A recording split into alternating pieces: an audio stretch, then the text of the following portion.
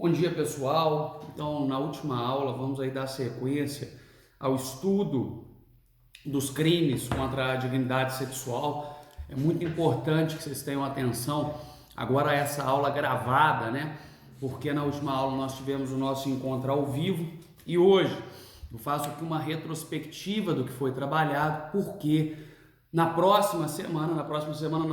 nossa próxima aula ao vivo, nós teremos um estudo dirigido, valendo ponto, claro, né, dentro daquela programação inaugural que nos pomos, né, valendo então 2,5 pontos a respeito dos crimes contra a dignidade sexual. Algo envolvendo possivelmente o crime de importunação sexual, constante ao artigo 215-A, ou eventualmente a divulgação, o crime, né, de divulgação de cena de sexo, de cena de estupro de vulnerável ou de vídeo íntimo ou demais similares sem o consentimento da vítima. Isso está expresso lá no 218C.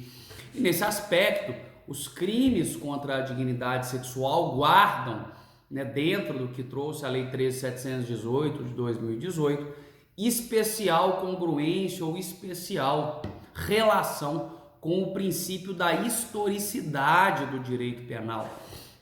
Conversei com os doutores e doutoras a respeito do fato de que o direito ele é contínuo. As modificações sociais implicam diretamente no direito. E as modificações sociais, principalmente aquelas afetas à dignidade sexual, elas são, digamos, muito incisivas na realidade atual, notadamente pelo fato de a globalização, a tecnologia, ela colocar como é que eu vou dizer, a informação como contínua, como instantânea. Então, o fato da informação ela ser veiculada de uma forma muito célere propicia uma maior incidência do princípio da historicidade, de forma a influenciar o legislador a adequar a sua legislação penal. Portanto, inconcebível, tá? E eu diria digno de repúdio cogitar de discursos no sentido de que a vestimenta da vítima levou à ocorrência do delito, ou que a vítima teria contribuído ou assumido o risco da ocorrência do crime. Isso é teratológico, isso é absurdo.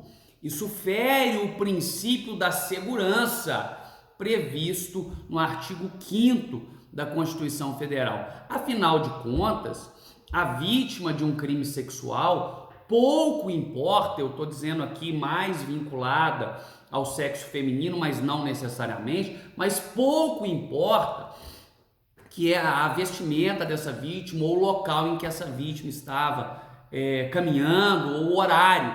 Fato é que o Estado tem que buscar meios de coibir esse tipo de delito para alcançar a efetiva segurança a todo e qualquer jurisdicionado, notadamente dentro dos crimes sexuais, as mulheres. Entendo o que eu estou dizendo. Por que notadamente as mulheres? Não é porque os crimes sexuais não sejam comuns, digo. Em regra, os crimes sexuais podem ser verificados com sujeito ativo homem e sujeito passivo homem, bem como sujeito ativo homem e como sujeito passivo homem, perfeito. Então, na verdade, nós temos a possibilidade tanto do homem atuar como autor do delito sexual, como vítima, como também a mulher, tanto como autora como vítima do crime sexual. Nesse sentido, digar-se-á que os crimes contra a dignidade sexual são bicomuns, ou seja, não se exige qualidade especial, em regra, para figurar como autor ou para que se figure como vítima desses crimes. Então, nesse aspecto, eu digo que o Estado tem que buscar meios para amparar as possíveis vítimas dos crimes contra a dignidade sexual, eu digo, desculpe, especialmente as mulheres, não é porque o homem não pode ser vítima do delito, não. É porque, na verdade, as mulheres, basta a gente estudar pela estatística, são, via de regra, as vítimas dos crimes sexuais. Então, nesse aspecto, é importante novamente trazermos à baila a discussão acerca da superação do delito de atentado violento ao pudor e do momento em que a Lei 12.015 de 2009 unificou ambos os delitos no artigo 213, trazendo lá para nós o estupro. Bem, na leitura dos dispositivos, percebe-se que, indubitável de dúvidas, os doutores e as doutoras precisam entender o conceito de lascívia, o conceito de conjunção carnal e o conceito de ato libidinoso.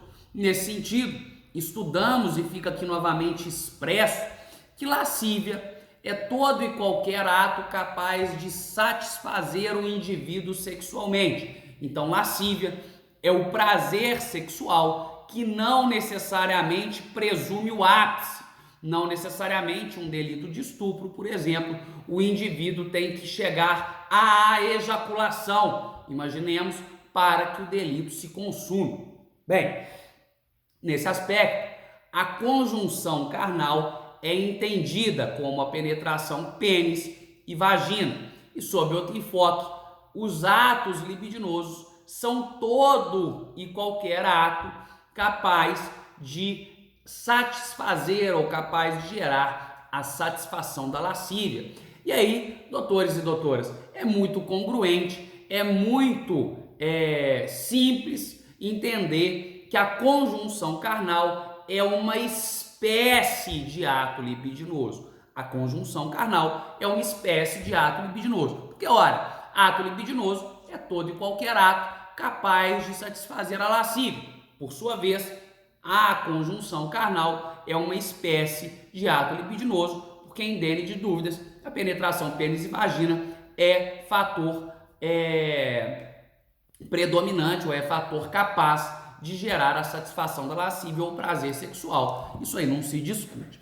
Então, entendido esse conceito pretérito, nós temos que antes da Lei 12.015 de 2009, nós tínhamos o artigo 213, que tratava do estupro, e o artigo 214, que trazia lá para nós o delito de... gente, faltou. Delito de... Oh, meu Deus. Estupro e atentado violento ao pudor, me perdoe. Nós tínhamos lá o artigo 213, me perdoe, tá? Nós tínhamos o 213, que trazia para nós a possibilidade do estupro. E logo em seguida, nós tínhamos o artigo 214, que trazia para nós a tipificação do atentado violento ao pudor. Delito esse que foi revogado. Mas a pergunta que se faz é: houve abolitio criminis? E aí a resposta, ela passa para o raciocínio que agora nos debruçamos a ter. Nós dizemos isso, nós enfrentamos esse tópico na última aula, mas é muito importante enfrentarmos esse tópico novamente, porque é algo que corriqueiramente cai em prova e que vai ser cobrado nas avaliações dos doutores dentro da faculdade e, via de consequência, fora. Mas é algo que eu preciso frisar, porque, sem dúvida, talvez os crimes contra a dignidade sexual sejam aí os mais importantes a serem estudados nesse período. E a resposta do enfrentamento da questão se houve abolitio criminis a partir da revogação do artigo 214, ela passa por uma série de questões. Vejamos a primeira delas. Qual o efeito imediato da abolitio criminis? Bem, o efeito imediato da abolitio criminis é a superação de todo o processo penal e a superação de toda a execução penal dos indivíduos tidos como os criminosos. Então, hoje, se nós tivermos uma abolitio criminis do delito de tráfico de drogas, todos aqueles que respondem por tráfico de drogas vão ver os seus processos extintos, bem como aqueles que estão presos vão ser imediatamente postos em liberdade. Nós estamos aí falando de uma novatio legis in melius, tá? Então a lei nova que beneficia, ela é aplicável ao caso. Bem, para enfrentarmos aí a questão do atentado violento ao pudor e do estupro, vamos ao exemplo. Imaginemos que um indivíduo, antes da lei 2015 de 2009, tenha constrangido uma mulher à prática de ato libidinoso mediante violência, consistente na realização de sexo oral. Se você entende que houve abolitio crimes, tá? A partir da lei 2015 de 2009, esse indivíduo tem que ser posto imediatamente em liberdade. É esse o raciocínio? Não, não é esse. Então agora eu vou fundamentar uma frase tida para nós como de resolução desse conflito, e os doutores e as doutoras vão entender de fato o que houve aí com relação ao atentado violento ao pudor e com relação ao estupro. A frase é a seguinte: bem, a lei 2015 de 2009 revoga o artigo 214 do Código Penal, então tipo penal de atentado violento ao pudor. Contudo, a bem da verdade, não houve abolitio crimes. Eis que, por força do princípio da continuidade fático-normativa, ambas as condutas, tanto a conjunção carnal violenta como o ato libidinoso violenta, passaram a ser coibidas, passaram a ser a avisar a tutela da vítima ao artigo 213, crime de estupro, delito este que passa a ser de natureza bicomum, ou que passa a ser de classificação ou a ter por classificação um delito bicomum. O que é um delito bicomum? Nós já mencionamos, é aquele que pode ter qualquer um como autor ou qualquer um como vítima, inexigindo qualidade especial do sujeito. Veja-se que antes da lei 12.015 de 2009,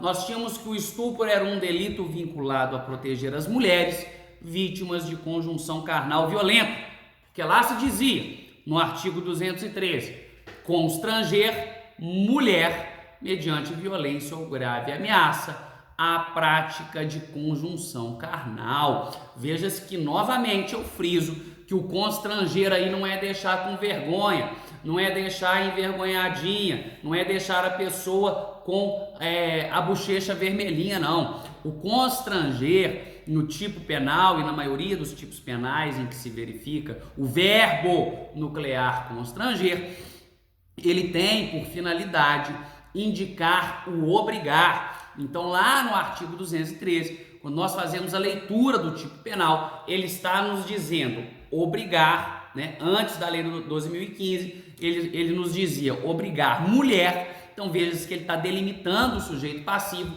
O sujeito passivo ali tinha que ser do sexo feminino, mediante violência ou grave ameaça a ter conjunção carnal. Então veja-se, antes da lei 12.015 de 2009, o crime de estupro poderia ter por vítima somente a mulher e por autor somente o homem. Por quê? Porque eu falava ali tão somente de conjunção carnal. Conjunção carnal não é a penetração pênis e vagina? Sim, se a vítima é a mulher, a gente precisa de um homem para se verificar a penetração pênis e vagina. Então aí nós temos que antes da lei 12.015 de 2009, doutoras e doutores, indene de dúvidas que o estupro ele era um delito cuja vítima necessariamente era mulher e cujo sujeito ativo, cujo autor do delito era sempre homem. Tranquilo até aqui? Bacana. Em sua vez, ou por sua vez, o atentado violento ao pudor, ele trazia para nós não a conjunção carnal violenta, que era aquilo previsto no estupro, mas ele trazia para nós os atos libidinosos violentos. Como bem visto, os atos libidinosos violentos são todos aqueles outros atos capazes de satisfazer a lascívia. Então lá, o atentado violento ao pudor, ele coibia ou ele protegia a dignidade sexual, das vítimas de atos libidinosos violentos. Atos libidinosos violentos entendidos tanto aqueles cometidos com violência como aqueles cometidos com grave ameaça. Então, quando durante a nossa aula eu falar conjunção carnal violenta, você entenda que a conjunção carnal foi mediante violência ou foi mediante grave ameaça. Sob outro enfoque, quando eu disser ato libidinoso violento, você entenda que seja mediante violência ou seja mediante grave ameaça. Doutor e doutor, está acompanhando comigo? Eu tenho certeza que sim. Então, na continuidade, antes da Lei 12.015 de 2009, nós tínhamos o artigo 214, atentado violento ao pudor, agora não deu branco no tio. E lá, no atentado violento ao pudor, buscava-se coibir a prática dos atos libidinosos violentos. O que seriam os atos libidinosos violentos? Todos aqueles diversos da conjunção carnal capazes de satisfazer a lascívia. A minha pergunta é: o crime subexame exigia qualidade especial da vítima? Quer dizer, o artigo 214 do Código Penal, lá tido como o atentado violento ao pudor, ele exigia a qualidade especial do sujeito ativo e do sujeito passivo, ou tanto o homem como a mulher poderiam figurar como vítimas ou como autores do crime em exame. Bem, nesse caso, no artigo 214, lá no atentado violento ao pudor, tanto o homem como a mulher poderiam ser autores dos delitos como vítimas dos delitos. Porque lá, no artigo 214, se constava constranger alguém, mediante violência ou grave ameaça, a ter consigo ou a permitir que consigo se pratique ato libidinoso. Então, antes da Lei 12.015 de 2009, no atentado violento ao pudor, tanto o homem como mulher poderia ser vítima ou autor do delito. Nós temos sim que o artigo 214, antes da Lei 12.015 de 2009, quando ele estava ali em plena vigência e eficácia, tá? Um crime inclusive válido, vigente e eficaz, até então, até a Lei 12.015 de 2009, era um crime bicomum, era um crime que não exigia qualidade especial nem do autor e nem da vítima. Por que eu estou dizendo isso tudo? Porque é muito importante que o doutor e a doutora entendam que não houve abolitio crimes, que na verdade o ato libidinoso violento, entendido aquele em que a vítima é levada à prática, seja por violência ou seja por grave ameaça, ele foi deslocado. Isso chama princípio da continuidade fático-normativa.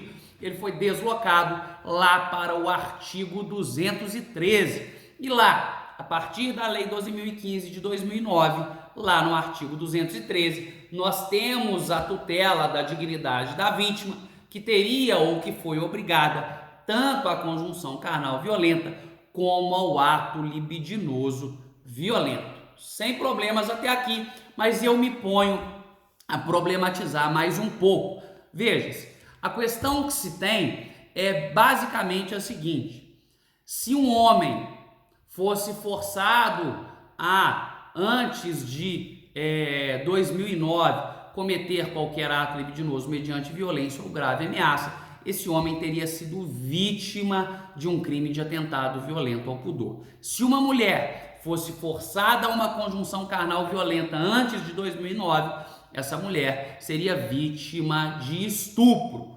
Contudo, se a mulher é forçada a um ato libidinoso violento antes de 2009, ela seria vítima de atentado violento ao pudor. E aí, para a gente encerrar, se a mulher, antes de 2009, vamos imaginar que no mesmo contexto fático, é obrigada tanto à conjunção carnal violenta como ao ato libidinoso violento, antes de 2009, ela teria sido vítima de ambos os crimes, tanto do estupro, artigo 213, como do atentado violento ao pudor, está lá no artigo 69 do Código Penal. Ela seria vítima de ambos os delitos em concurso material. Já no próximo bloco a gente segue.